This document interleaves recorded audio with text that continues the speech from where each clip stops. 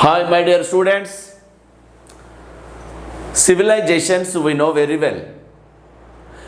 Usually, civilizations are emerges besides rivers we know. సాధారణంగా నాగరికతలు అనేటువంటివి నదీలోయ ప్రాంతాలలో ఆవిర్భవిస్తాయి. దాని గల ప్రధానమైన కారణం ఏంటిదంటే నదుల వల్ల వచ్చేటువంటి వాటర్ కావచ్చు, ఆ ఒండ్రు మట్టి కావచ్చు, కొత్త కొత్త మైదాన ప్రాంతాలు అనేటువంటి ఆవిర్భవిస్తాయి. My dear students, our first Indian ancient civilization name goes to Indus valley civilization. This is the geographical boundaries of our Indus Valley civilization, my dear students. ఇక్కడ ఉన్నటువంటి సింధు నాగరికతకు సంబంధించినటువంటి అద్భుతమైనటువంటి విషయాలను మనం ఈరోజు ప్రస్తావన చేద్దాం మిత్రమా. జనరల్లీ సివిలైజేషన్స్ నదీలోయ ప్రాంతాలలో ఆవిర్భవిస్తుంటాయి. మరి ప్రపంచంలో మొట్టమొదటి సివిలైజేషన్ ఏంటి? ఆ సివిలైజేషన్ యొక్క ప్రత్యేకతలు ఏంటివి? ఆ సివిలైజేషన్ కనుగొన్నటువంటి వాళ్ళు ఎవరు? మన భారతదేశంలో, మన సౌత్ ఏషియా కాంటినెంట్లో సివిలైజేషన్ ఏంటిది?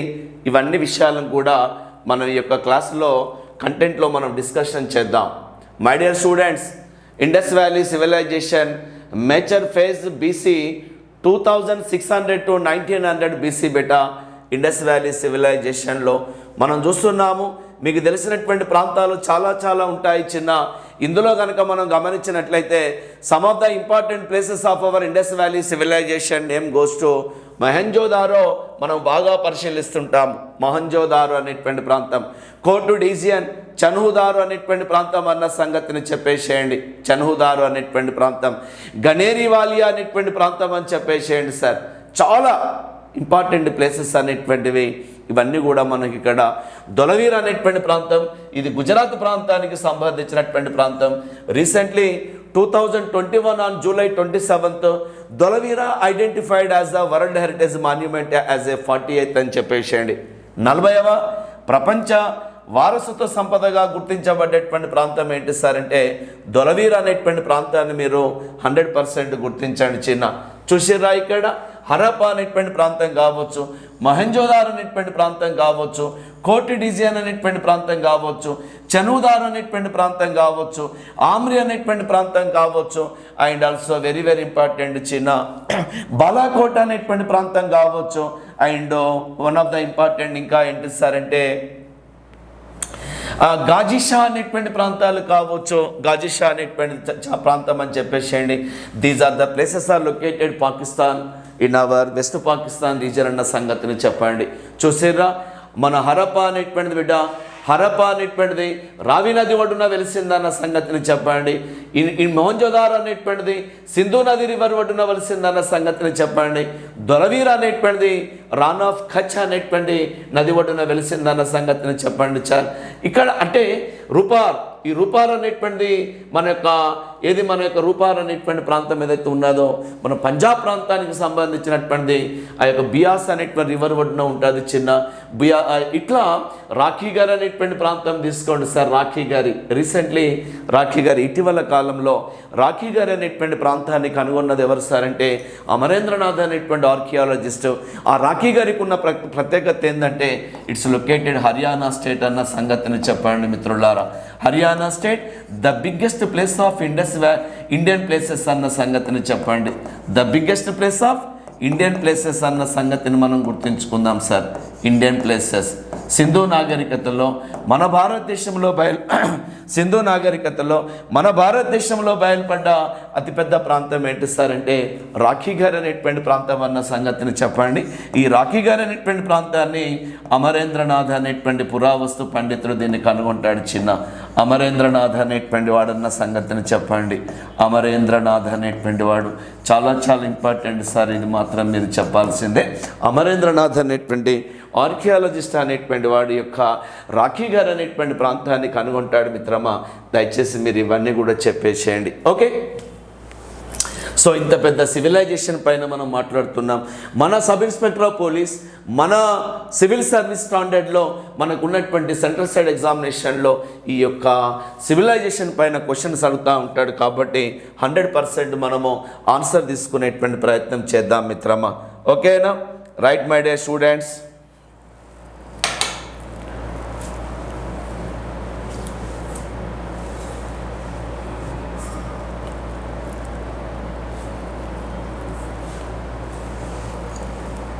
Right.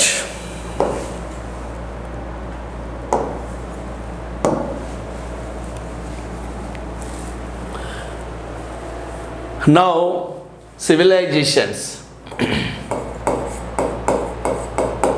Okay. Civilizations means నాగరికతలు అనేటువంటిది. మరి ఏ సివిలైజేషన్ సార్ అంటే ఇండస్ వ్యాలీ సివిలైజేషన్ అన్న సంగతిని చూద్దాం సార్. ఇండస్ వ్యాలీ సివిలైజేషన్ అనగా సింధు నాగరికత అనేటువంటిది పేరుతోటి మీరు 100% చెప్పాలి చిన్న.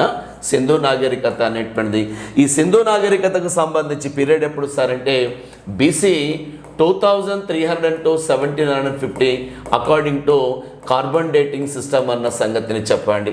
ఏ మెథడ్ ద్వారా సింధు కాలాన్ని నిర్ణయిస్తారు సార్ అంటే C14 మెథడ్ అన్న సంగతిని 100% చెప్పండి మిత్రులారా. C14 మెథడ్ అనేటువంటిది అనగా అర్థం ఏంటి సార్ అంటే కార్బన్ డేటింగ్ సిస్టమ్ అనేటువంటిది అని చెప్తా ఉంటారు. కార్బన్ డేటింగ్, ఈ కార్బన్ డేటింగ్ పద్ధతిలో సింధు నాగరికత అనేటువంటి దాన్ని కనుగొంటారు చిన్న. దీనికే ఆ యొక్క శిలాజాల ఆధారంగా ఈ యొక్క సింధు నాగరికత కాలాన్ని నిర్ణయించేటువంటి పద్ధతి అని చెప్పండి. Indus valley civilization our first civilization world sir. First civilization ప్రపంచంలో మొట్టమొదటి నాగరికత ఏంటి సార్ అంటే మెసపటోమియా అనేటువంటి పేరుతో చెప్పాల. మెసపటోమియా అనేటువంటి దాన్ని చెప్పండి. మెసపటోమియా వరల్డ్లో ప్రపంచంలో మొట్టమొదటి నాగరికత ఏంటి సార్ అంటే మెసపటోమియా నాగరికత అనేటువంటి పేరుతో పిలుస్తూ ఉంటారు చిన్న. ఈ మెసపటోమియాకే గల మరొక పేరు ఏం పేరు సార్ అంటే సుమేరియా నాగరికత అనేటువంటి పేరుతో చెప్తూ ఉంటారు. Sumeria civilization. Present it's called as Iraq civilization అన్న సంగతిని చెప్పండి సార్. ఇరాక్ సివిలైజేషన్ ప్రస్తుతం మనం ఏ దేశ నాగరికతగా చెప్తారంటే ఇరాక్ దేశ నాగరికత అనేటువంటి చెప్తా ఉంటారు. The word Mesopotamia means origin between 2 rivers in the names of Euphrates and Tigris అన్న సంగతిని చెప్పండి సార్. యూప్రటిస్ అండ్ టైగ్రిస్ అన్న సంగతిని మనం కంపల్సరీ తీసుకుందాం sir.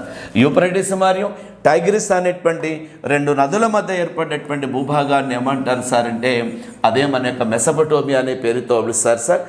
Between 2 rivers, please, between 2 rivers in the names of Euphrates and also Tigris అనేటువంటి సంగతిని చెప్పండి. 2 నదుల మధ్య ఏర్పడేటువంటి ప్రాంతాన్ని ఏమంటారు సార్ అంటే ఆ యొక్క మెసపటోమియా అనేటువంటి పేరుతో పిలుస్తూ ఉంటారు చిన్న. ఆ 2 నదులు ఏంటి సార్ అంటే ఒకటి యూప్రటిస్ అనేటువంటి ప్రాంతం కావచ్చు, రెండవది టైగ్రిస్ అనేటువంటి ప్రాంతాలు కావచ్చు. ఈ 2 నదుల మధ్య ఆవిర్భవించినటువంటి ఒక వినూత్నమైనటువంటి ప్రాంతం ఏంటి సార్ అంటే మన యొక్క మెసపటోమియా అనేటువంటి పేరుతో పిలుస్తూ ఉంటారు sir. Present it's called as Iraq civilization. వీళ్ళు ఉపయోగించిన లిపిని ఏమంటారు సార్ అంటే క్యూనిఫోరం అనేటువంటి పేరుతో పిలుస్తారన్న సంగతిని చెప్పండి సార్. పంగలకర్ర లిపి అంటారు సార్. వీళ్ళు పచ్చి ఇటుకలతోటి నాగరికతను నిర్మించుకున్నారు మన యొక్క సుమేరియన్లు అనేటువంటి వాళ్ళన్న సంగతిని చెప్పండి. పచ్చి ఇటుకలతో అనేటువంటి దాన్ని చెప్పండి sir. They prepared their habitations with wet bricks అన్న సంగతిని దయచేసి మీరు గుర్తుంచుకోండి సార్. వెట్ బ్రిక్స్ అనేటువంటి అన్న సంగతిని చెప్పండి.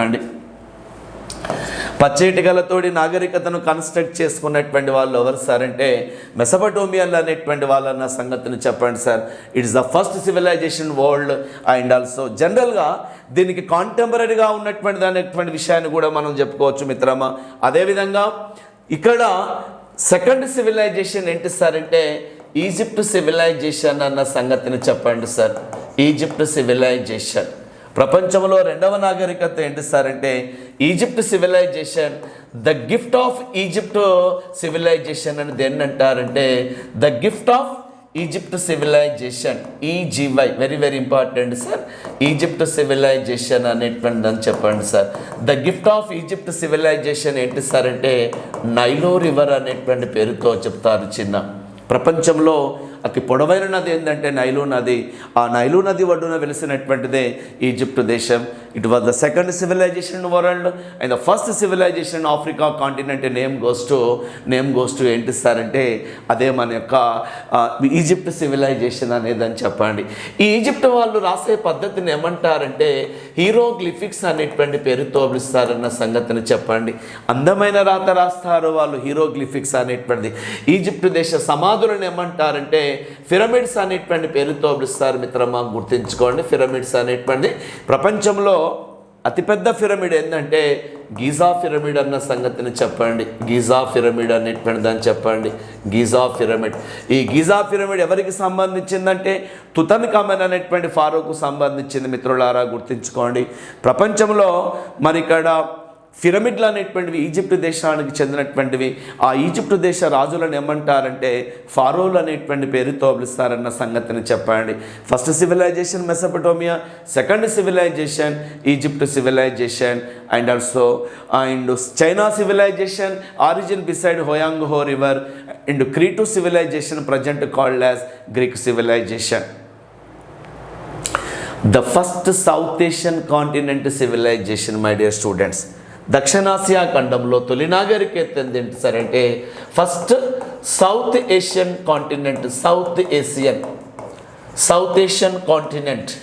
First South Asian continent civilization ఏంటి సార్ అంటే first South Asian continent civilization ఏంటి సార్ అంటే సివిలైజేషన్ మాత్రం ఏంటి సార్ ఒకవేళ అడిగితే మాత్రం మనం ఇండస్ వ్యాలీ సివిలైజేషన్ అనేది అని చెప్పండి sir.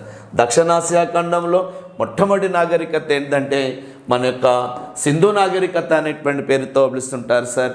It was the first South Asian continent civilization అంటారు దీన్ని. దక్షిణాసియా ఖండంలో మొదటి నాగరికతగా సింధు నాగరికతను ప్రస్తావిస్తుంటారు. మరి ఇక్కడ అర్థం ఏంటి సార్ అంటే the word Indus Indus.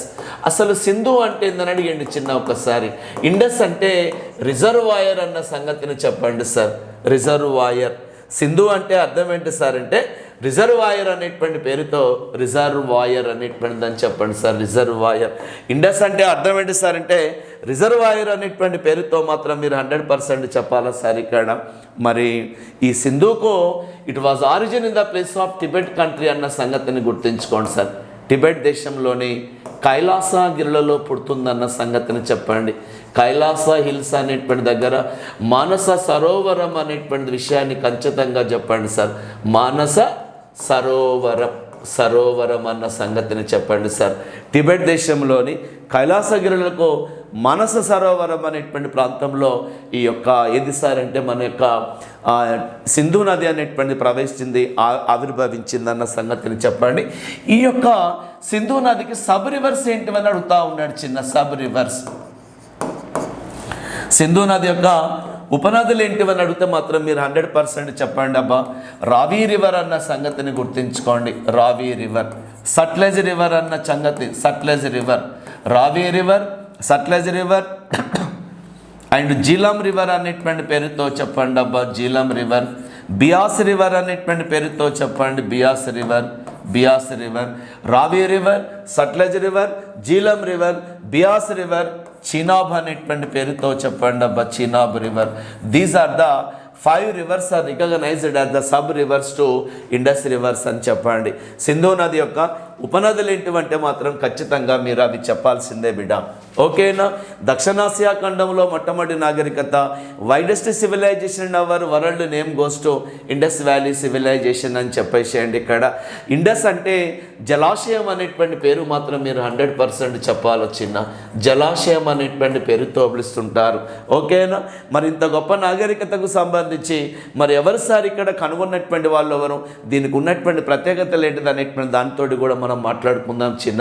ఎక్స్కావేషన్స్ Sindhu నాగరికత పైన తవ్వకాలు అనేటువంటి జరుగుతూ ఉన్నప్పుడు ఎవరెవరు తవ్వకాలు చేశారు, దీనికి ఉన్న ప్రత్యేకతలు ఏంటివి, ఆ ప్రాంతాలు ఏంటివి, ఇక్కడ ఉన్నటువంటి విశేషాలు ఏంటివో కూడా మనం తీసుకుందాం sir. Excavations on Indus valley civilization. Excavations అని చెప్పండి sir. Excavations and Indus civilization, Indus valley civilization. ఓకేనా? సింధు నాగరికత పైన తవ్వకాలు చేపట్టినటువంటి వాళ్ళు ఎవరు, ఎట్లట్లా చేసిరా తవ్వకాలు అనేటువంటి దాంతో ఒక్కసారి మనం ఇక్కడ డిస్కషన్ మొదలుపెట్టే ప్రయత్నం చేద్దాం సార్. 1826లో మొట్టమొదటిసారిగా సర్ చార్లెస్ మాసన్ అనేటువంటి వాడు ఈ ప్రాంతం పైన త్రవ్వకాలు చేసిండు sir. Sir Charles Mason, my dear students, sir Charles Mason 1826వ సంవత్సరంలో సర్ చార్లెస్ మాసన్ అనేటువంటి పురావస్తు పండితుడు అనేటువంటి వాడు ఏం చేసిండంటే హరప్పా మౌండ్స్ అనేటువంటి వాటిని కనుగొంటాడు బిడ్డ. హరప్పా మౌండ్ అనేటువంటి దిబ్బను కనుగొన్నాడు అన్న సంగతిని చెప్పండి. సింధు నాగరికతకు సంబంధించిన దిబ్బను కనుగొన్నటువంటి వ్యక్తి ఎవరు సార్ అంటే సర్ చార్లెస్ మాసన్ అనేటువంటి వాడు అన్న సంగతిని చెప్పండి సార్. ఇది మొదటిసారిగా సింధు నాగరికత కనుగొన్నటువంటి దిబ్బ అన్న సంగతిని చెప్పండి. ఆయన పేరేం పేరంటే సర్ చార్లెస్ మాసన్ అనేటువంటి వాడు అన్న సంగతిని చెప్పేసేయండి. సర్ చార్లెస్ మాసన్ అనేటువంటి వాడు 100% చెప్పండి సార్. అదేవిధంగా 1856వ సంవత్సరంలో another one more important my dear students, on 1856 James and Burtons అనేటువంటి వాళ్ళు అన్న సంగతిని చెప్పండి. జేమ్స్ అండ్ బర్టన్స్ అనేటువంటి వాళ్ళు వీళ్ళిద్దరు కలిసి ఏం చేశారు సార్ అంటే they constructed railway track from Karachi to Lahore. Railway track. James and Burtons అనేటువంటి పురావస్తు పండితులు ఇద్దరు కలిసి కరాచీ నుంచి లాహోర్ వరకు రైల్వే ట్రాక్ నిర్మాణం చేస్తూ ఉన్నారు సార్ పాకిస్తాన్లో. ఈ సందర్భంగా సమ్ ఆఫ్ ద ఫాజిల్స్ అనేటువంటి వాటిని కనుగొన్నారు సార్. అప్పుడు హరప్పాకు సంబంధించినటువంటి అవశేషాలు కనుగొన్నారన్న సంగతిని చెప్పండి. అవశేషాలు. ఓకేనా? సింధు నాగరికతకు సంబంధించిన అవశేషాలు ఎప్పుడు సార్ ఎవరు సార్ కనుగొన్నదంటే జేమ్స్ అండ్ బర్టన్స్ అనేటువంటి వాడు. అక్కడ చార్లెస్ మాసన్ అనేటువంటి వాడు ఒక దిబ్బను కనుగొంటాడన్న సంగతిని చెప్పండి చిన్న. 1861లో అలెగ్జాండర్ కన్నింగ్హోమ్ అనేటువంటి వాడు ఏం చేస్తాడు సార్ అంటే అలెగ్జాండర్ కన్నింగ్హోమ్ చాలా చాలా ఇంపార్టెంట్ చిన్న. అలెగ్జాండర్ కన్నింగ్హోమ్ అనేటువంటి వాడు భారత పురావస్తు శాఖ అనేటువంటి ASI అనేటువంటి శాఖను ఏర్పాటు చేశాడు. Archaeological survey of India. ఈ మహానీయుడే 1876వ సంవత్సరంలో ఏం చేసిండు సార్ అంటే అలెగ్జాండర్ కన్నింగ్హోమ్ అనేటువంటి వాడే అలెగ్జాండర్ కన్నింగ్హోమ్ అనేటువంటి వాడు ఏం చేసిండు సార్ అంటే ఆ యొక్క ఇండస్ వ్యాలీ సివిలైజేషన్ పరివాహక ప్రాంతంలో తవ్వకాలు జరిపితే ఈ ఫౌండెడ్ 2 హరప్పా మౌంట్స్ అని చెప్పండి సార్. 2 హరప్పా మౌంట్స్ అనేటువంటి అంటే సింధు నాగరికతకు సంబంధించిన 2 దిబ్బలు కనుగొన్నటువంటి వ్యక్తి ఎవరంటే మాత్రం 100% మన అలెగ్జాండర్ కన్నింగ్హోమ్ అనేటువంటి వాడిని చెప్పేసేయండి. అదేవిధంగా అవశేషాలు కనుగొన్నటువంటి వ్యక్తి ఎవరు సార్ అంటే జేమ్స్ అండ్ బర్టన్స్ అనేటువంటి వాడు. అదేవిధంగా దిబ్బన్ Harappa Indus valley civilization mounts are founded by ఎవరు సార్ అంటే మౌండ్ కనుగొన్నటువంటి వ్యక్తి ఎవరిని ఒకవేళ క్వశ్చన్ అడిగితే మాత్రం 100% మనం చెప్పుదాం సార్ చార్లెస్ మాసన్ అనేటువంటి వాళ్ళు 100% ఇక్కడ గుర్తించే ప్రయత్నం చేయండి మిత్రమా. డియర్ స్టూడెంట్స్, 1826లో అండ్ 1856లో 1861లో 1876లో ఈ విధంగా తవ్వకాలు అనేటువంటి చేయటం అనేటువంటి జరుగుతూ ఉన్నది చిన్న. 1902 to 1928 బిట్వీన్ సార్ ASI అనేటువంటి డిపార్ట్మెంట్కు డైరెక్టర్ జనరల్గా అపాయింట్మెంట్ అయినటువంటి వ్యక్తి ఎవరని ఒకవేళ క్వశ్చన్ వస్తే డైరెక్టర్ జనరల్ ఆఫ్ ASI అని ఎవరిని అంటారు సార్ అంటే సర్ జాన్ మార్షల్ అనేటువంటి వారిని చెప్పండి మిత్రమా. సర్ జాన్ మార్షల్ అనేటువంటి వాడు. ఓకేనా? 1902 to 1928 బిట్వీన్ పురావస్తు శాఖ డైరెక్టర్ జనరల్గా వర్క్ చేసినటువంటి వ్యక్తి ఎవరంటే సర్ జాన్ మార్షల్ అనేటువంటి వాడు. ఆయన సారథ్యంలోనే 1921-22లో ఇండస్ వ్యాలీ సివిలైజేషన్ కనుగొన్నాడు బిడ్డ. The great civilization Indus valley civilization discovered by discovered by name goes to mister sir John Marshall అన్న సంగతిని చెప్పండి. ఓకేనా? భారత పురావస్తు శాఖ డైరెక్టర్ జనరల్గా పనిచేస్తున్నప్పుడు 1921-22 మధ్యకాలంలో ఈ యొక్క సింధు నాగరికత అనేటువంటి దాన్ని కనుగొన్నాడు చిన్న. ఆ మహానీయుడు ఎవరు సార్ అంటే సర్ జాన్ మార్షల్. ఆయన కింద ఎంతోమంది డైరెక్టర్స్ పనిచేస్తూ ఉన్నారు. వాళ్ళ సూపర్విజన్లో అనేక రకాలైనటువంటి ప్రాంతాలు కనుగొన్నారన్న సంగతిని ఎక్స్కావేషన్స్ ఆఫ్ ఇండస్ వ్యాలీ అనేటువంటి 100% మీరు చెప్పాల్సిందే అన్నప్పుడు ఈ పేజీని మీరు 100% గుర్తుంచుకోండి. ఓకేనా? ఇంకా ప్రత్యేకత ఏంటి సార్ అంటే, ఇంకా ఒకవేళ క్వశ్చన్ అడిగితే మాత్రం 100% చెప్పేసాడు సార్. 1924లో 1924వ సంవత్సరంలో ఇండస్ వ్యాలీ సివిలైజేషన్ పైన సర్ జాన్ మార్షల్ అనేటువంటి వాడు ఏం చేసిండంటే, సర్ జాన్ మార్షల్ లండన్లో సర్ జాన్ మార్షల్ అనేటువంటి వాడు లండన్ వీక్లీ అనేటువంటి పత్రికలో బిడ్డ ఏ పత్రికలో పబ్లిష్ చేసిండు సార్ అంటే లండన్ వీక్లీ అనేటువంటిది అని చెప్పండి. లండన్ వీక్లీ అనేటువంటి పత్రికలో సింధు నాగరికత పైన పబ్లిష్ చేసినటువంటి వ్యక్తి ఎవరు సార్ అంటే sir John Marshall. Sir John Marshall published Indus valley civilization information in London weekly journal in 1924 in London city అన్న సంగతిని చెప్పేసేయండి. ఓకేనా? Right my dear students, Sindhu నాగరికత యొక్క మెయిన్ ఆబ్జెక్టివ్